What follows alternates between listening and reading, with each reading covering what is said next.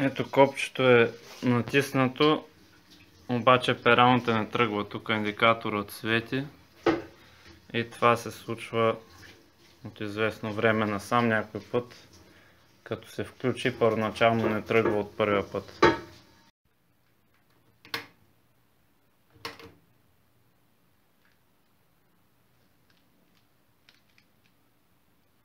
Ето пак, значи натиснах копчето, т.е. тя не беше тръгнала от първия път и сега отново след втори запуск през копчето, даже и за втори път не тръгва.